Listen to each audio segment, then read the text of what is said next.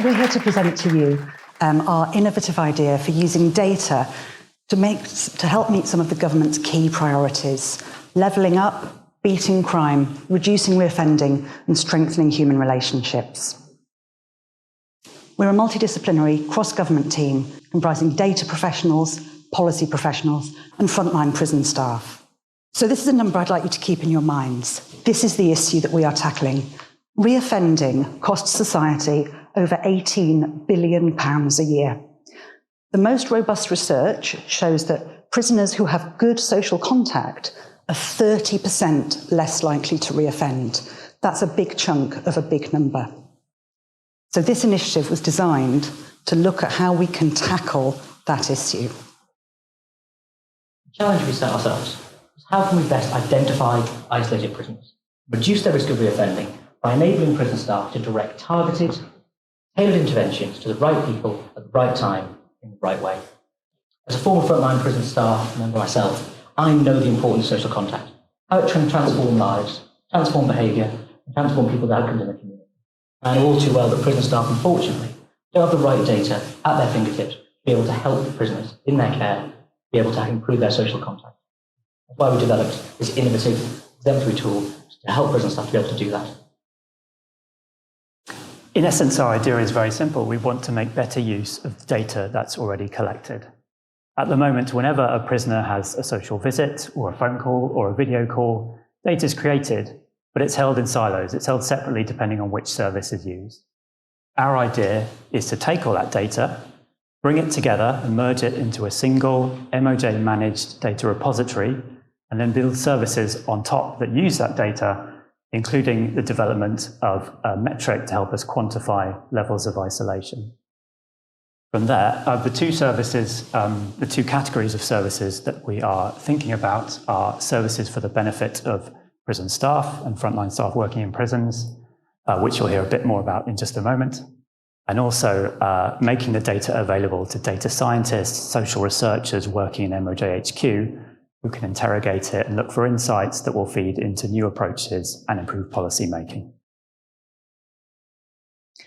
So the people who could potentially benefit from this data aren't just limited to prisons and the MOJ HQ. We can see benefits to the wider society.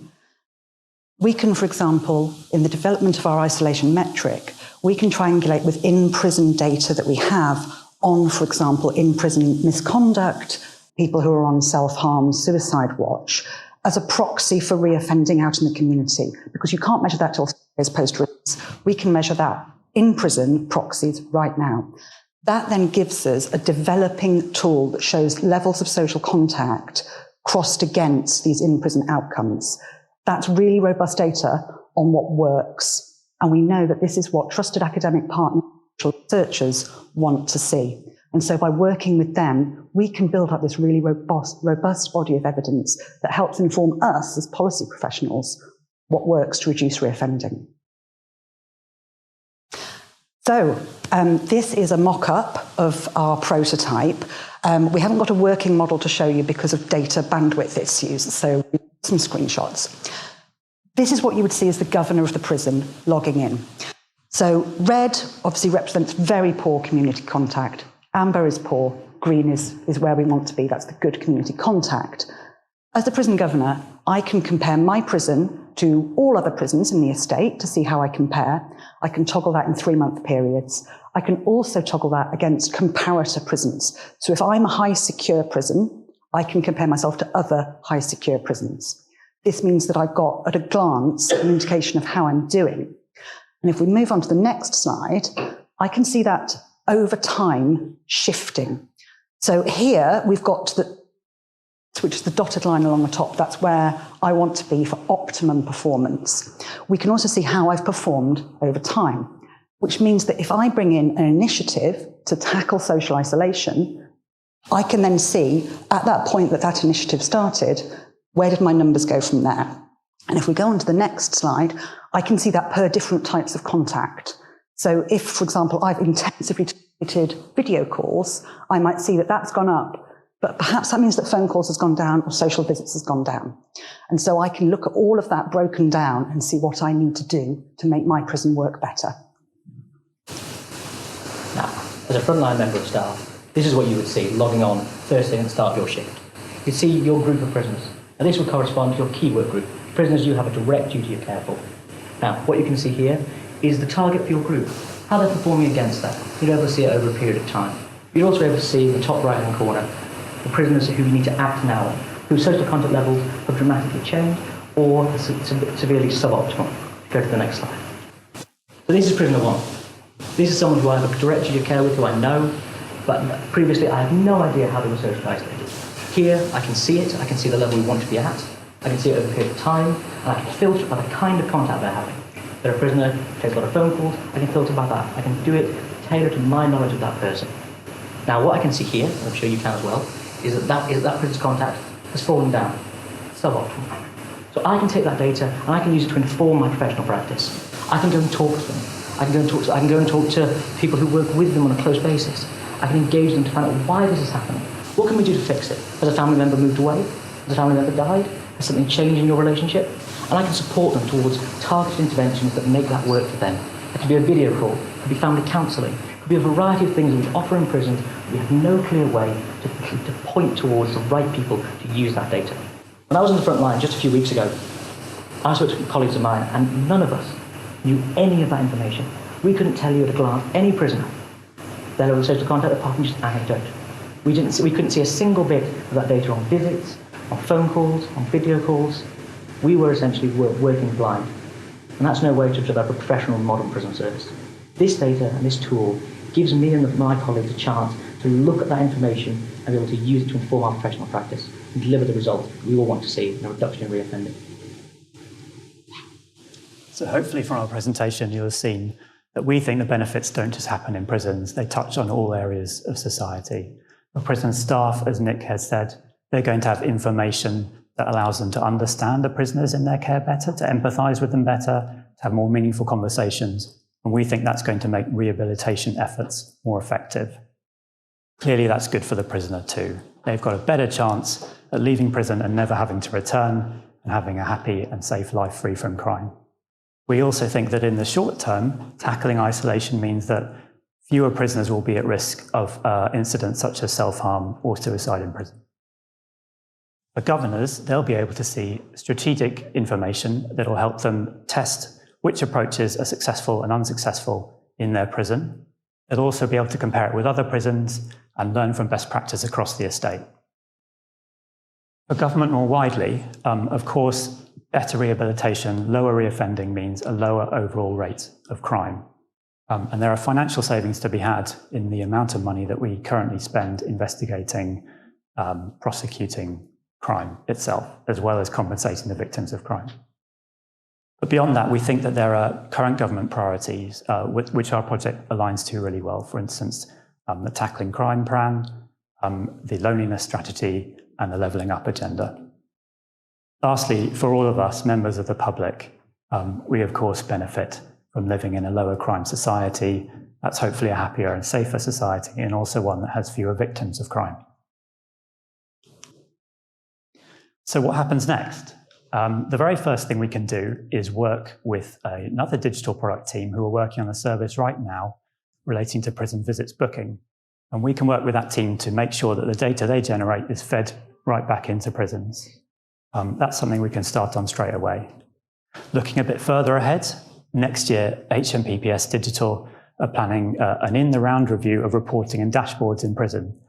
And this work will be part of that and will be prioritised alongside all the other initiatives in that area. Beyond, we think there are other areas outside the justice system where this type of approach could apply, where it could be beneficial to detect and monitor levels of isolation. For instance, it could be where anyone has to spend significant amounts of time in a secure hospital or in a care environment. Lastly, we wanted to test our idea with an expert in this area. So I'd now like to play you a short video from Lord Farmer, author of 2 key and influential reports into the importance of social contact and family ties for prisoners. I think this is a brilliant project, but I really cannot think of one that would be more beneficial, not only to the prison population, and that includes staff and everybody connected to it, but to the wider society as a whole. I'm Michael Farmer, member of the House of Lords. I've done a couple of prison reviews, and the government actually recommended full implementation of all recommendations, which is very unusual. And one of our recommendations was an implementation committee. So I am meeting regularly with MOJ officials, with HMPPS officials, etc., just to see how we're implementing every recommendation. I went into prisons during the review. I'd asked the governor, how many prisoners don't have visits? Have no idea. Every governor I asked, they didn't know how many prisoners had no visits. Okay, so there we were saying strengthening family relationships and significant other relationships. And okay, doing some good for those people. But then how many were we not even touching? And in fact, I heard the other day, there's one prison where it was 70%. There's only 30% receiving visits. Prisoners who received family visits were 39% less likely to reoffend than those who didn't. So I think data collection is the final necessity to actually make it happen.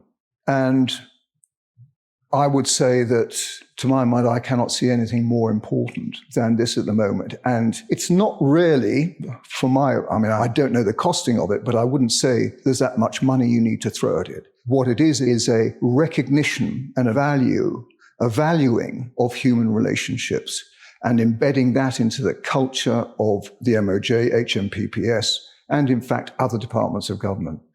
You know, the MOJ, they were the forerunner. It's now starting to pervade throughout the other departments of government, even places like DEFRA or, DWP, the Department of Education. There's all these other ones realizing that human relationships are important in society, and it's important for the government to help to maintain good human relationships and strong families. Okay, and then we all benefit. So I'm all for it. Go for it, as I said. And I wish you well. Thank you.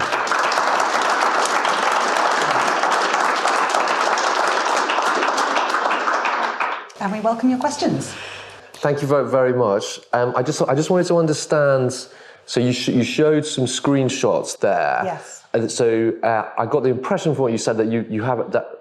Is it the case that something has been built already? We've got a prototype. Okay. It's a clickable prototype, just to show how it would look. Great. And so I think one of the challenges potentially is the data sets themselves and the feeds. Like where are you, is there like a obvious data set that you guys can like plug into that's like that you can then roll out across stuff? Like just talk us through that. Absolutely. Yes. Yeah, absolutely. The obvious place to start is with visits data. That's data that's already collected and controlled by the MOJ. All of the others are managed by third-party providers. And to some extent, it's a mixed bag. There are certainly going to be differences in the levels of quality, the data architecture, the formatting. That's something that's where the complexity in our project lies, I think. But that's why we need to do a full data discovery into each of those channels and make sure we understand those so that when it comes time to bring them together, we have a specification and we have a desired architecture, and the data can slot right into that. And just sorry for the third-party providers. Is it that there's like 20 of them across the prison estate, or there's just like one or two that are the big ones? And do they have APIs you can plug into on all of that, or are they not? You don't know that. You're not aware of all of that at the moment. I don't think they have APIs we can plug into, because I think we probably would have done that already if they had. It's a shame, but it's not a huge number. We're looking at 2 or 3. In some cases, multiple services are provided by the same provider. So there are efficiencies to be had there. Yeah. Thank you. And just to point out on that, we have already spoken to commercial about, as these contracts come up for renewal with the third parties, having it built into the contract that we get the data. So they're starting to come up for renewal over the next year. So that's sort of built into the process now. Just from an operational standpoint, this will integrate into digital prison services, which is the current framework which frontline prison staff access. Where sits basically all data you hold currently on things like disciplinary records, case notes, prisoners already. This was slotted for already existing architecture that was enabling prison staff to deliver the services. Got it. Thank you. Yeah, it's absolutely fascinating. I just wondering about the ethics around the use of this personal data. As you bring all those different parts together, it feels, quite intrusive. Now, I realise these are prisoners, and maybe that's an expectation, although I suspect I would think you're looking to see if I'm having dodgy relationships, and that's what you're going to use it for. So how important is it to build that trust, and have you looked at the kind of ethics of using this in this way? This was absolutely something that was in our minds from the start. I mean, in terms of the sort of the more legal aspects, we've spoken to lawyers, there's no issues there. We already collect more than this data. We already collect an awful lot of data. Prisoners know that all of this information is already recorded about them in some form. People who contact prisoners know they have to be cleared. We have to know who they are and how long their contacts are for. They know that if we need to, we can listen to their phone calls. This is very much not about security. It is not about, is your Uncle Dave calling you up to talk about drugs? That's dealt with by completely separate processes and systems. And so I had a focus group with some operational colleagues to discuss this. And this was one of the issues that they raised, was prisoners feel they're constantly under scrutiny, and they would just feel that this was another aspect of that. And so what we wanted to do is to emphasise that this is a positive process, and we wanted to get prisoners involved from the start, from rollout. So that would be about Nick, as the key worker, going to his wing, speaking to the people that he works with and saying to them, okay, we've got this new thing. It shows that our prison doesn't do very well for social contact. You guys, you tell me, what do you think would improve? So, for example, prisons with a high elderly population, it might be they want Age UK to come in and do coffee mornings with them and have social events. For prisoners with younger populations, it might be about bringing in, the football teams from the local area, which is something that some prisons do. But we've got no way of tracking if that does anything, if that works. And so involving prisoners in it from the start, getting their buy-in, and getting staff's buy-in, so that everyone can see this is not another tool of scrutiny. It's a positive process. Can I just check, do you see that as a barrier to doing it? Because you talked about, can you use it for loneliness in the community and stuff? Is this a barrier for doing it much beyond prisons where that might be accepted? I think what we're initially thinking in terms of scalability are settings where essentially the government already has full responsibility for a person's life. So such as secure mental hospitals is the automatic read across. And then in terms of actually the most scalable, replicable thing, it's the isolation metric. So once we've used all the data we've got and we've really worked on it with our analytical colleagues and with some academic partners, we will have a much more nuanced understanding of how isolation affects people. There's some evidence that people who have stronger family ties in long-term hospital settings are much more able to self-manage their medical needs and their care.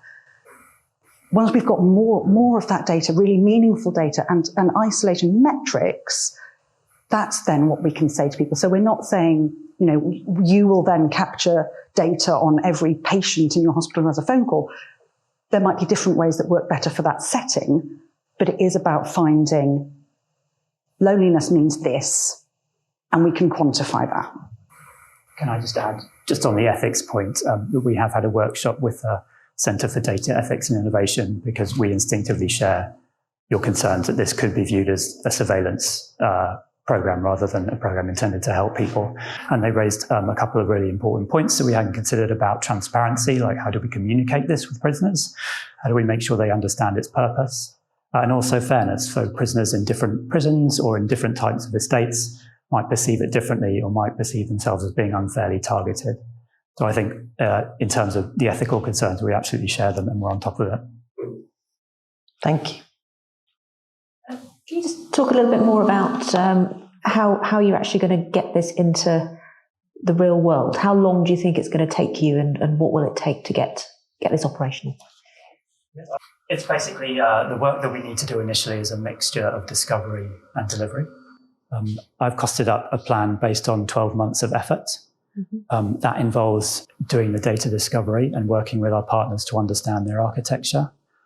In parallel, we can start doing user research in prisons with prison staff and with prisoners to make sure that we cover the ethical concerns and that they're going to get the data in the format that's most useful to them. That involves then centralization of all the data, designing a specification and a landing architecture for the data.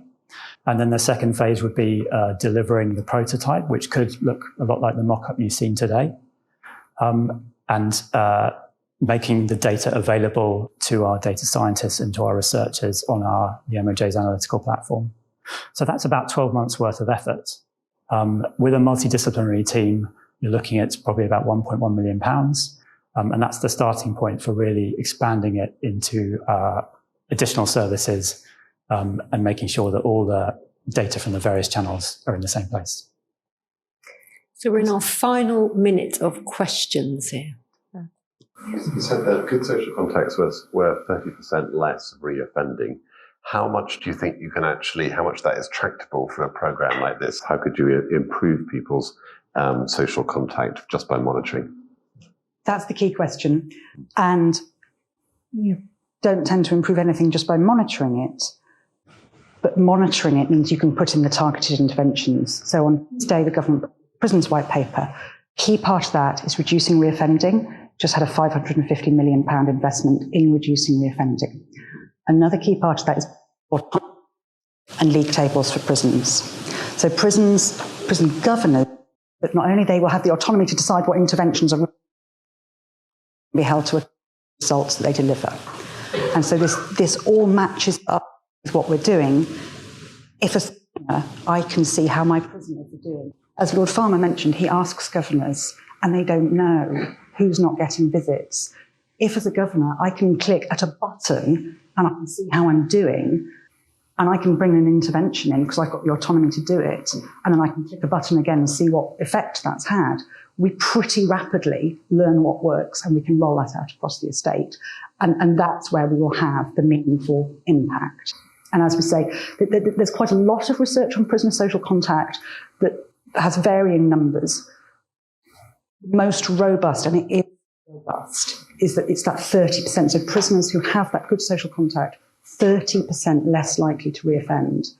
And even getting to a small percentage of that, when you look at the £18.1 billion a year in return for £1 million in 1 year to set this up, the potential is huge.